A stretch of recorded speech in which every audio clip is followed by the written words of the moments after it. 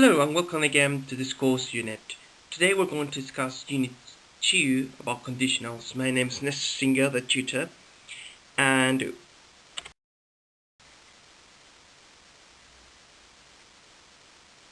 we're going to start this unit on conditionals by discussing the first word that most of the time comes to most students' minds when we talk about conditionals, and that's probably the word if. However, by now you should know there are many words which we can use instead of if. We've got unless, when, so long as long as soon as, provided that, and providing that. Please notice that the latter one is most likely to appear in conversation, but some grammars have agreed and determined that that use is particularly colloquial. So whenever you're writing, I suggest that you use provided that instead of providing that. For test purposes, you can use both, and there will be both, alright. Assuming, even if, supposing, imagine, if only, but for. In class, I taught you how to use but for. It basically means if it hadn't been for, if it wasn't for, or weren't for somebody. That pattern is usually followed by a person or an object, a noun, but it cannot be followed by a clause. So for instance, if I got the sentence, if it hadn't been for you, we would be lost. So with but for, it would be something like, but for you, we would be lost. That's how basically it works. If you happen to have any doubts or questions as to a more detailed explanation about but for, please don't hesitate to write. Now we're going to start by summarizing and revising the 4 types of conditionals that we've got. I stated in class that although experts say there are 4 conditional forms, I myself believe that there are more, and that these conditionals, the structures themselves, are just an invention to teach them more efficiently. Because first language learners don't deal with conditional forms, they just learn indicative or subjective mood, because there's no need to create something like this. So it's an awkward situation in which we got grammar on one side and then pedagogy on the other, but I'm going to stick with what you know. So I'm going to start by reviewing the 4 types of conditionals, which are namely the zero conditional, the first conditional, the second conditional, and the third conditional. As I have told you several times, people spend years and hours trying to come up with these original names. Now, the zero conditional is defined as if plus present simple, and then in the main clause present simple, and it's used, as you said in class, for facts or general truth. The first conditional is the one that most students are likely to remember. It consists of if plus present simple and will, but you can also use might, can, could, or the imperative form, and it is used to talk about a possible action and a possible result. In the second conditional, we have to draw a line, because from that point onwards we have to make the difference between what's real and what is unreal. And the second and third conditional are in the last category. So the second conditional is formed by using if and past simple, followed by would or could in the main clause. And it has 2 particular uses. The first one is related to imaginary situations. You can call them unreal, hypothetical situations, and it's basically the same thing. But it's also used to talk about suggestions, particularly when you say, if I were you. Now, with the third conditional, we got if plus past perfect, followed by might or would have, plus the verb in past participle in the main clause. And this is particularly used for regrets. Most students remember the first conditional. In fact, when I say zero conditional, only few come up with the structure, but the first is the one that they always remember. So I've always claimed that if you know the first structure, you know them all, and I'm going to show you a trick. You probably remember something called reported speech, and the most important grammar rule in reported speech is that we got the back shifting. That is that we go back 1/10 every single time. So we're going to take that from reported speech and we're going to apply it here. So if we got present simple, the past form will be past simple, and the past form of will is would.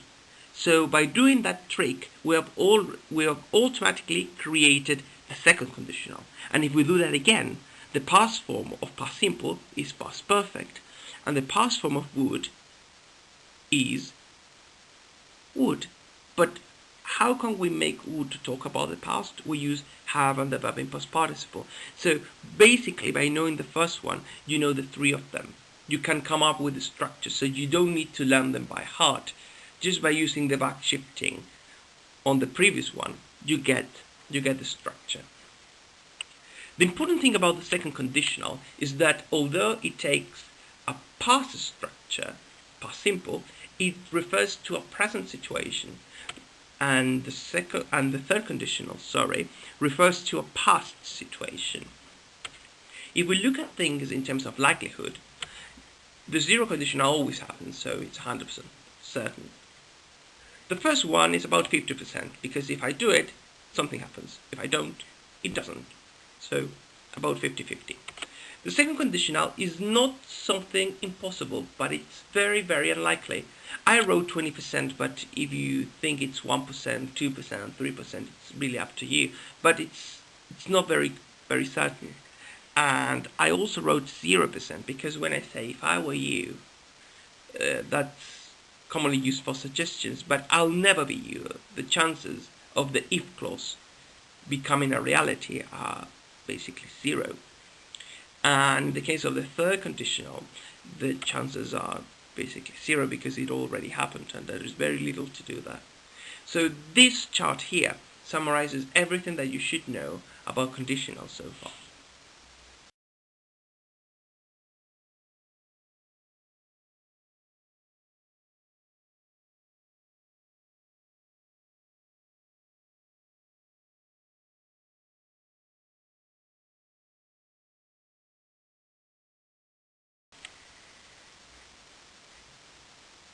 Now we're going to talk about mixed conditionals.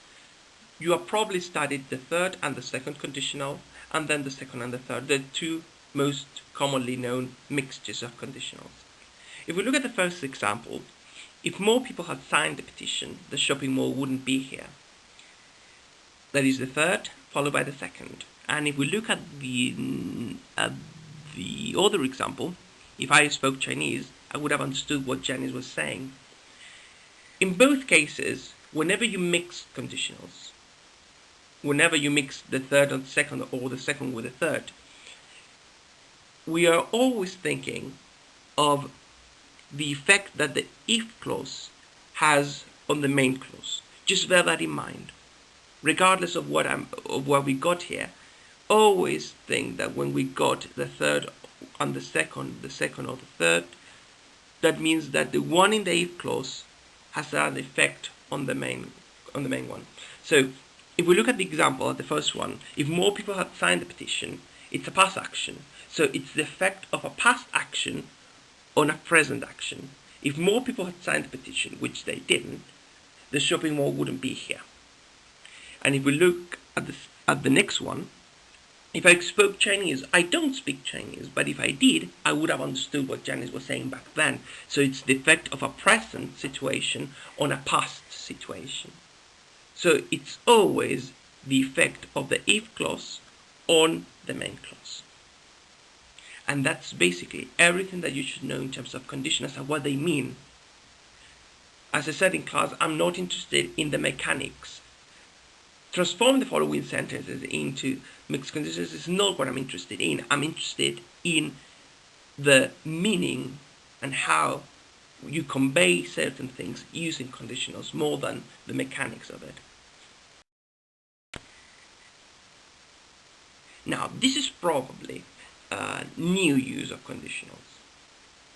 You knew the second and third and third and second mixtures, but you probably didn't know about the second and the first one.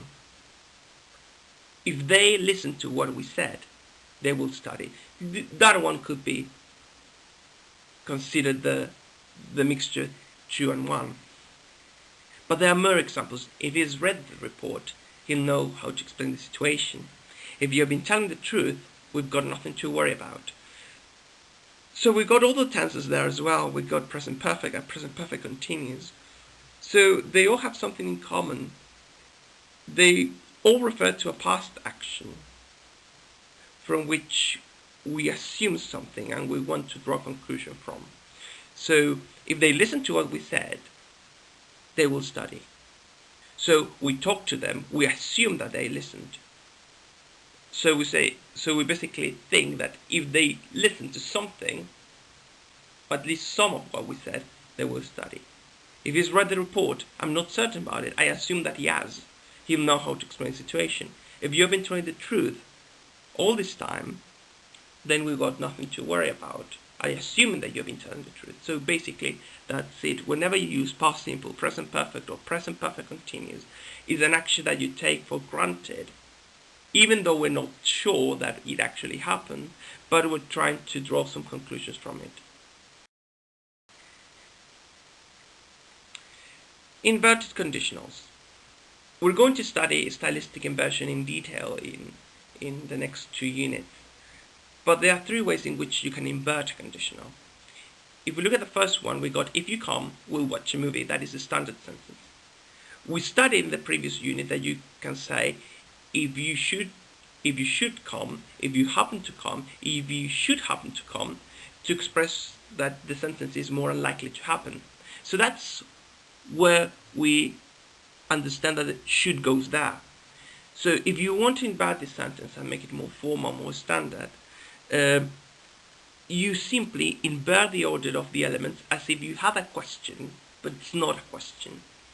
And we start with should. Should you come? There was a question in the Japanese section about where to use not in case the sentence is negative. And in that case, you would use should you not come. The not would come after the you, or the subject in this case. In the case of the second conditional, we got if you came, we'll watch a movie.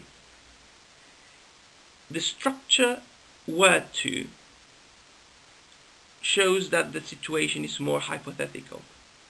So if she were to come, we would watch a movie. That is really, really unlikely. So that's where we get the structure that we want to invert. And we say, were she to come? Were she to come? We don't usually use was because it's formal. It's a formal structure. So when we say if she was to come, which is possible in spoken English, I would say that whenever you write this, you should use were. In fact, inverted structures are most of the time used for either emphasis or in written English. So you have to be careful there. Now, the next structure that we got there, had I more money, I'd buy a car. As I highlighted in class, this is a really, really odd sentence and appears only in the textbook that we're using. I'm still trying to find whether this happens somewhere else and to find more literature that supports this use, but so far I have not been very successful. This structure suggests to use the lexical verb had at the beginning, as if it were a third conditional inversion, but it's not. Had I more money? I honestly don't think that this is particularly common, but I decided to include this in the presentation so that you are aware of what you would find in the book and the text and the exercises there. So just bear that in mind. It's an oddity that I mentioned here, but I haven't found any real examples in the literature. So if you happen to find one, please let me know. The third conditional, if she had come, we would have watched the movie. So we replace the if with had, and we use had she come. So basically, invert Inverted conditionals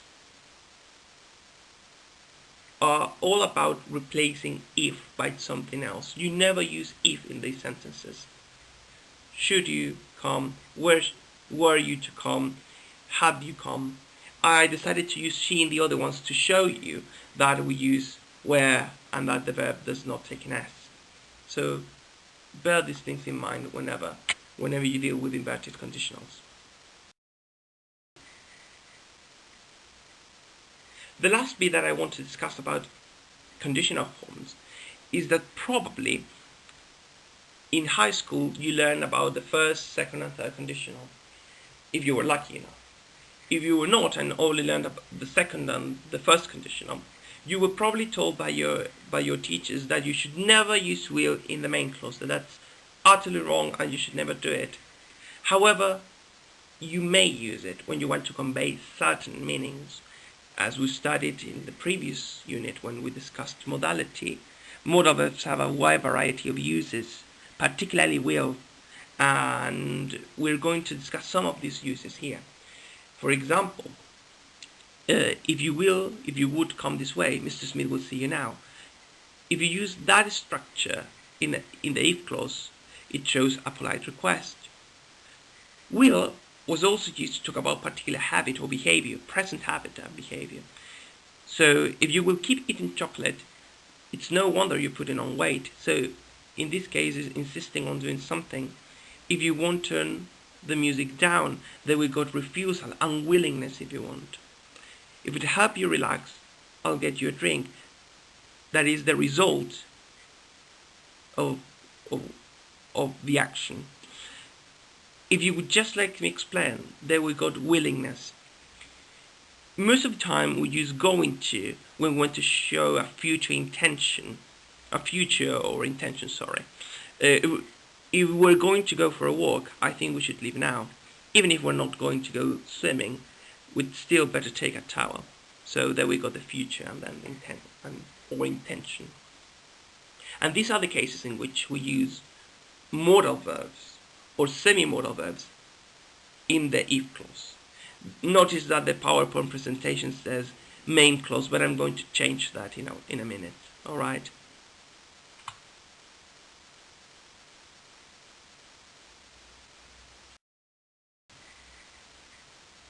So these are the references for this presentation.